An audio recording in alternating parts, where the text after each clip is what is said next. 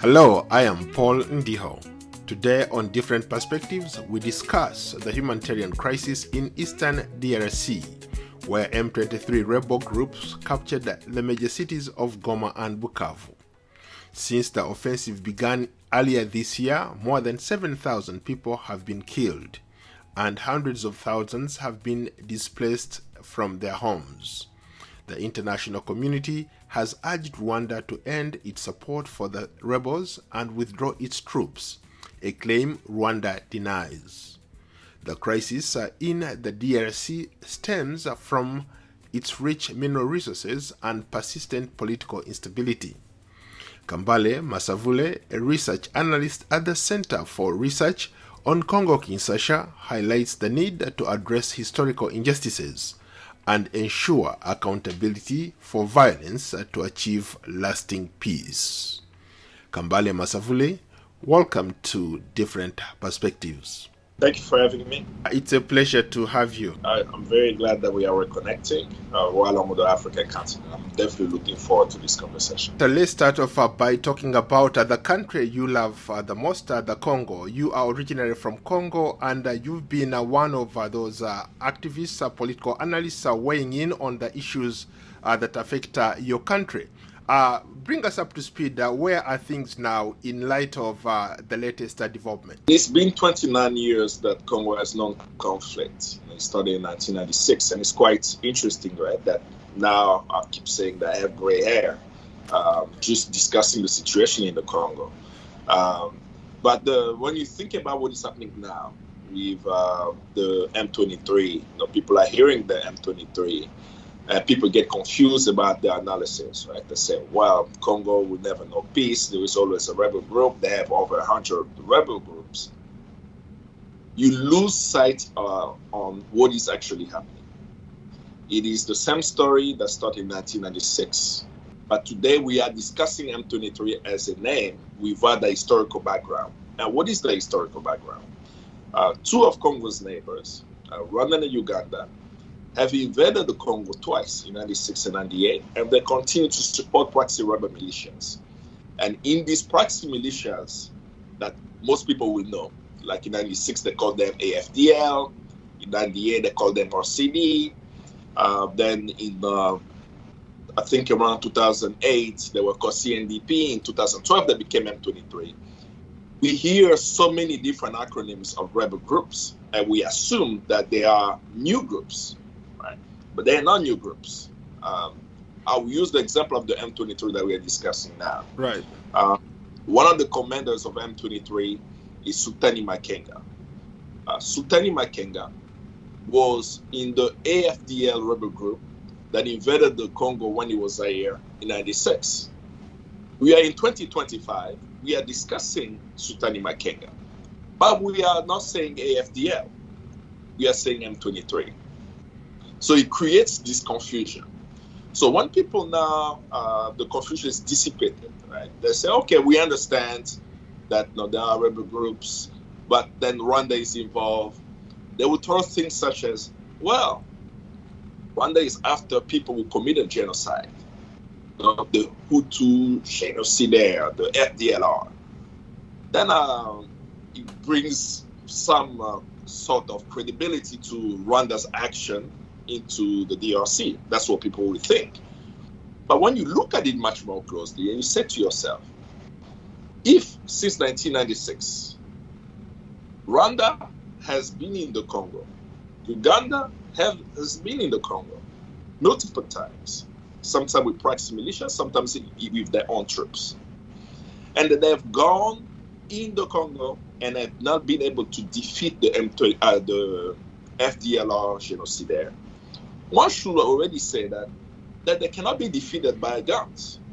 To your point, both countries that you mentioned, especially Rwanda, has categorically denied any involvement in the DRC. Uganda, on the other hand, was quote-unquote invited by the government of DRC to help in the situation with ADF rebels.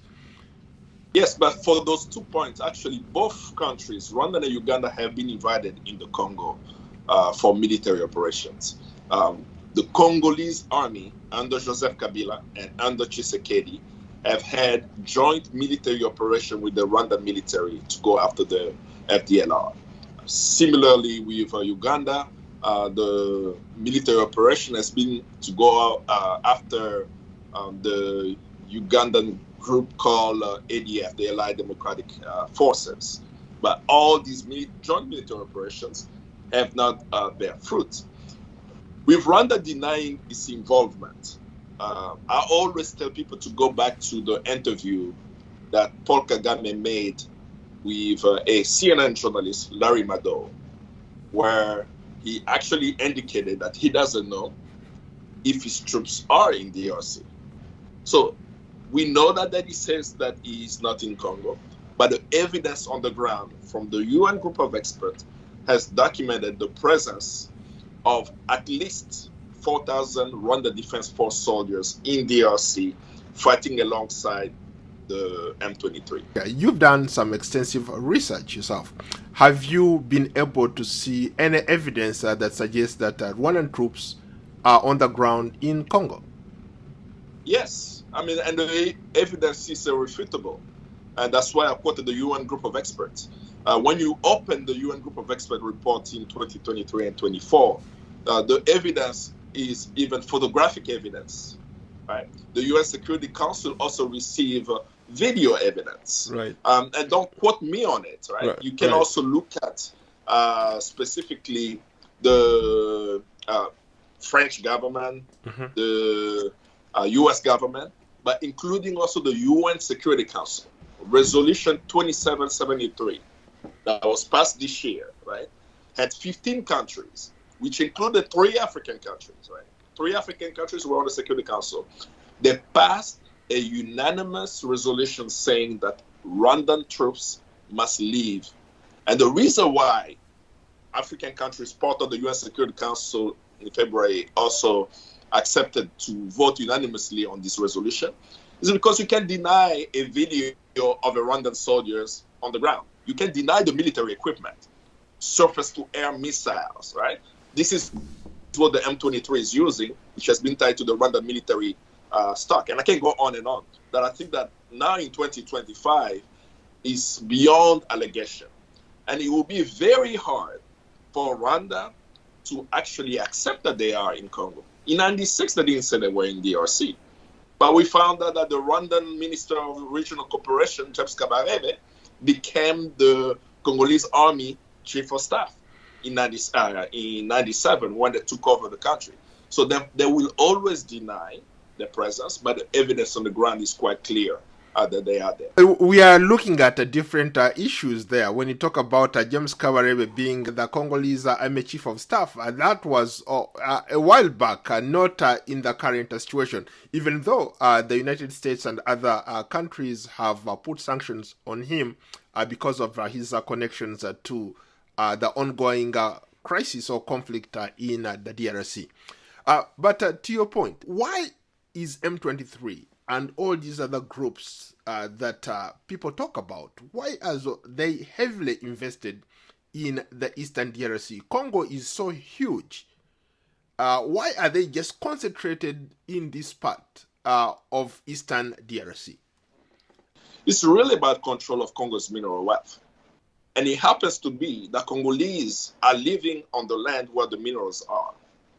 To your point of the M23, let's look at what they have done in the past 2 years.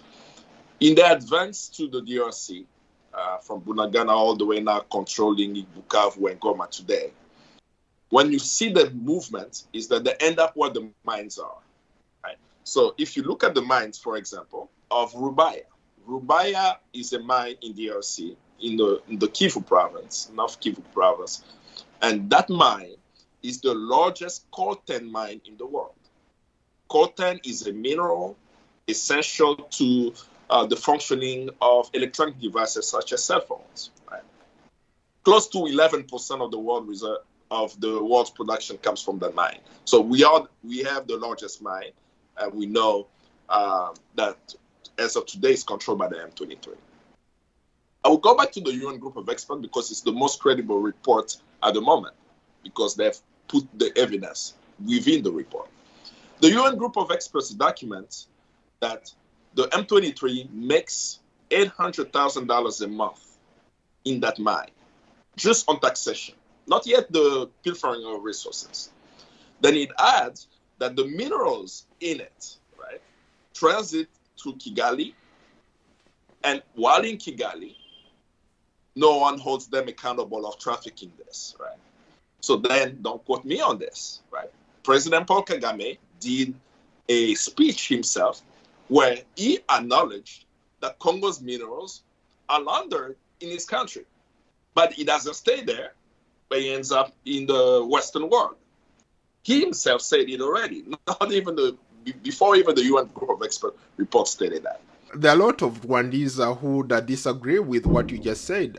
They say Rwanda, because of the geographical location of Rwanda and DRC, it's most likely that they have the same minerals. Because minerals they follow like a trend. So Rwanda's proximity to the DRC could be that some of those minerals have, found their way into Rwanda. So technically, they could be mining some of those minerals in Rwanda. It is true that Rwanda has coltan reserve in the world. It is true that Rwanda also has cassiterite. But what is not true is that they do not have the volume to make Rwanda the #1 exporter of coltan on the African continent. And these Rwandans who disagree with my analysis mean that they also disagree with Paul Kagame.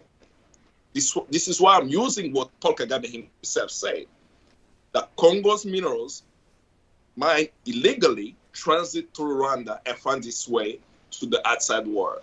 And he quoted the countries. It goes to Europe, sometimes it goes to Russia. That's what he himself said. So he does have information that there is illicit trade. No one is disputing the fact that Rwanda has coltan. The dispute is the volume that they actually sell is not the quantity that is in its soil, right? But to continue to the point of the Rubaya mine, right? This month, Global Witness published a report showing that a Luxembourg company, Traxxas, has been purchasing minerals, 280 tons of coltan from a Rwandan exporter of coltan called African Panther Resources Limited. Right?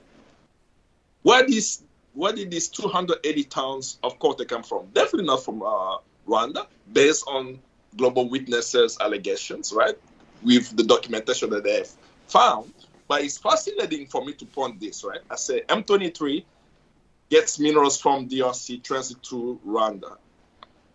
Global Witness writes a report saying that a Luxembourg company is purchasing 280 tons of coltan from a Rwandan company and then tie the M23 to Africa Panther Resources. But why am I lifting this story? We will remember that when the European Union was ready to sanction Rwandan officials and companies, which country blocked the sanction regime? It was Luxembourg. Luxembourg did everything in its power to delay the sanctions. Right.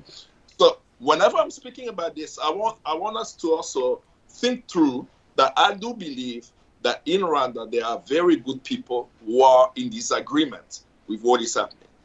That they are caught in the capitalist system where when we see the African agents, quote unquote, killing each other, it's the West, it's Luxembourg that's benefiting. So calling out the trade and what is actually unfolding is so important to not connect it that the reason why all of this is happening is also the reason why Congolese are dying. They happen to live on the land where coltan is. Why couldn't Luxembourg come to the Congolese and purchase it? Because they're probably purchasing it at a very low price from the African Panther Resources Company, right? So that's how to think about it, is that we have the oligarchs, we have the African elites who do not represent the masses, be it in DRC, be it in Rwanda, be it in Uganda. they will prop up a narrative that will make us in the region discuss who is killing who, while Western companies are making millions and billions of dollars off of our resources. You make a great point. I've been to the Eastern DRC several times, and I've had an opportunity to literally crisscross that region. All the from Goma to Bunagana to Masisi, all those places, I've been there. And I can tell you for a fact that there are so many other players who are involved in this process than just the ones that we talk about all the time. The M23, the ADF, all the other rebel groups that we talk about. But it goes beyond that. There are a lot of major players, especially foreign interests, that are in that region. Now, given that we have all those players in the mix, how can we stop what's going on there? We've had several interventions. For example, we've had the East African troops go in there. They just couldn't do anything. We've had the SADC group go in there. They couldn't do anything. We've had the United Nations peacekeeping forces in the DRC for over 20 years. They have failed to bring about a semblance of peace in that region. Now, the newest development is the United States wants a piece of the pie. How can they bring about a semblance of peace in that region? Congolese people believe that in order for us to have peace, there needs to be justice. Right now, people who commit crimes are not held accountable. And what it signals to anyone else, right, is that all I have to do is pick up a gun, control a territory, negotiate, and then I have a political position. And the models continues over and over. So as long as all these, be it military solutions or diplomatic solutions, it doesn't include the question of justice, it will always fail. So you spoke about the East African community military deployment. In the process of the military deployment, you had Rwandan generals and Ugandan generals as part of that force. When in the same sentence we're saying Rwandan troops are in DRC, how will you stop the M23? Let's think about Bunagana. Right? The M23 entered the DRC from Bunagana. Bunagana is at the border of Uganda. How is it possible that these rebels can crisscross the borders and no one even stopped them at the border? So one of them will say that Uganda has a very bad border control, which means that they don't even have the military power to come to DRC if they can't even protect their own borders. We should make even Ugandan think. If the M23 can crisscross into DRC, it means that the ADF can easily crisscross into Uganda and commit crimes. That there is no intentions. In fairness to the Ugandan government, I think there was an agreement between the Ugandan government and the rebels and the Congolese government that allowed the initial group in 2012 to actually go to Uganda to seek refuge there. So you had a lot of those quote-unquote M23 rebels being, living in Uganda. So it's no surprise that they were able to cross back easily into the DRC. But the question we should ask ourselves, if they have received asylum into Uganda, where did they get the surface-to-air missile vehicles to shoot down UN drones?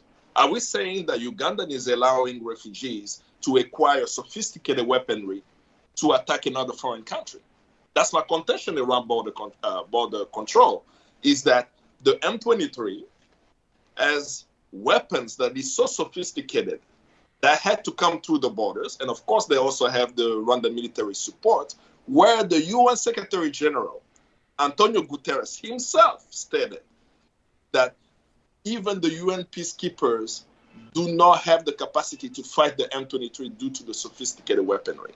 So I'm in support of providing ordinary Africans with refuge when they're seeking refuge. But what I disagree with is to allow them to cross into the DRC with weapons and not even hold them accountable. I've been in Bunagana. I've been to Goma. Those borders are really porous. You have people who live in Uganda who work in Bunagana or Goma, or you have people who live in Rwanda, work in Goma. So, I mean, these are artificial boundaries, so people can easily cross back and forth. True, but not with the level of weaponry without being detected. That's the challenge, right? You can't have that level of weaponry without being detected.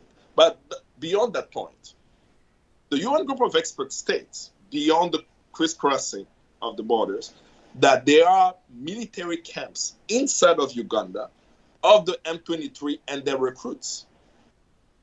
How come Ugandan intelligence is not stopping that from happening?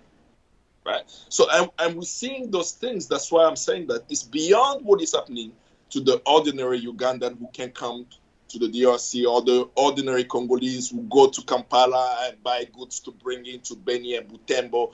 The exchange of people will always exist, and it even existed before this conflict.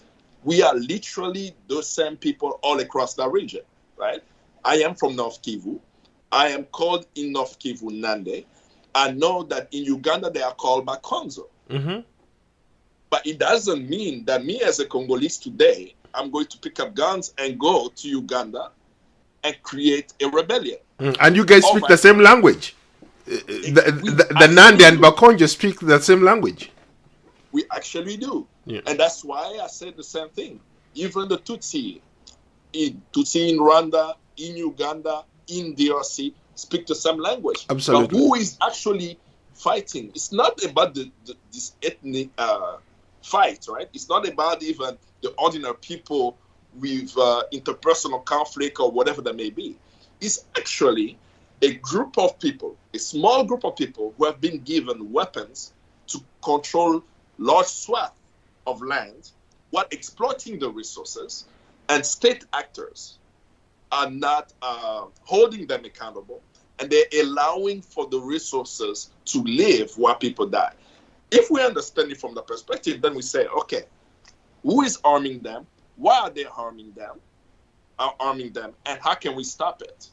And we Congolese believe that if we don't have justice, we will keep seeing the same names of the same belligerents every now and then, especially for now. If we do not stop the M23 and end it now, in 5 years, we may be discussing the same issue again. There are people who have suggested, for example, that even the politicians in Kinshasa are very, very much beneficiaries of what we see happening in Eastern DRC. And to some extent, they're not even interested in bringing about solutions to that region, especially when it comes to peace, because they are making money off the conflict in Eastern DRC. Would you agree with that assertion? I do agree with that. And the Congolese people, the vast majority of them agree with that. Unfortunately, the leaders that we have do not represent the interests of the Congolese people. They are elected by the Congolese people. The Congolese people did not elect Tshisekedi into power. What are you talking about? What are you talking about? I actually wrote a full expose on it. And if you follow even the narrative of the M23, which is interesting, right, is that the political head of the M23 is actually the former electoral commission leader, right? Corneille Nangaa. I mean, for people, it's kind of interesting to even think about that, right? And if you follow what he's saying today, is what the Congolese civil society have been saying since 2018. Tshisekedi did not win the 2018 presidential election. It was actually rigged. And the winner of the election was Martin Fayulu. If you follow my writing from then to now, I have never changed the sentence. Tshisekedi never won the 2018 elections. But who recognized this election? Wasn't it the regional leaders and the African Union? True. And then who else came during that time? There was a honeymoon. People continue to forget. There was a honeymoon between Rwanda and Congo from 2018 up to probably 2020. And what was the honeymoon about? Kagame and Tshisekedi became very close after the election, where even we had Rwanda flying, Rwandan businessmen coming into operating into DRC, and Congolese kept streaming back then that what Tshisekedi is doing is not in the interest of the Congolese people. Where the problem started, and that's where most of the analysis is lost, is the agreement that the DRC made between Uganda and Burundi. Right? There is an agreement with Uganda to build the roads from Uganda, from I think Kampala all the way to Kasindi to Beni and Butembo, pretty much to strengthen the relationship. Right. A similar development plan is being done for Burundi, I think with the railroad being built into Burundi. Some analysts and some of the officials that I've spoken to believe that the latest uprising of the M23 is actually an action of Rwanda because they felt left out from the regional deal that was actually being held without quote-unquote consultation. Let's go back to the interventions that we've seen happen in the DRC. United States is the latest key player. The Trump administration has reached out to the Rwandan government. They are telling them to remove their troops from the DRC, and they are urging M23 rebels to lay down their arms. If not, they might have to intervene militarily. Now, to hear Bulos, the new special advisor for Africa, make that sentence, our call for Congolese is still the same. We need justice. And it's quite sad that we have to wait for Washington to actually take the stand. The West, in particular the United States, is repositioning itself because of what's happening globally. In Congo today, China controls 80% of critical minerals mines in DRC. Right? That's the reality today. And the US, to be competitive against China, does not need Rwanda. It actually needs DRC. That after 30 years, or say 29 years of looking at the conflict, and remembering that this action of the Trump administration comes from a reach of the Tshisekedi regime to the administration, that they decided that they are so weak at the moment, so it's a sign of desperation, that I say, please come and get the minerals and bring us peace. But that deal that the Congolese government has made, and it's important to note, the Congolese people are against it. There are civil society groups in Katanga, they have an open letter where they are challenging the Congolese government for giving away our minerals to the West. But that is also not in mainstream media at the moment. The Congolese are fighting it. They are interested in critical minerals. It's needed for the fourth industrial revolution. They need it for the AI tools, AI models. They need it for the drones. And they are willing to pretty much make Paul Kagame a collateral damage, bring peace. It may hold Rwanda accountable, but the question of justice for me is much more important. I want to see the American companies that have been implicated in the Congo held accountable. I want to see the people who have committed heinous crimes held accountable. And I also want Congolese to decide who they're going to give the minerals to, not the president of the Congo. Right? The president of the Congo can't just wake up and say, I'm the president of the Congo, these minerals, I'm going to give it to someone else. There must be a democratic process. It should go to the parliament. It should go to the Senate. And that means that we should have in DRC a representation. But the Congolese people are clear that this deal that's happening between the United States and the West is really to save the Tshisekedi regime and position the U.S. as a stronghold, as a strong power in the Congo to counter China on the African continent. Well, we'll leave it there. For you, at the end of the day, it's all about justice for the Congolese people. Well, Kambale Musavuli, thank you so much for your time. Thank you. Kambale Musavuli is an analyst and researcher at the Center for Research on the Congo-Kinshasa. Thank you so much.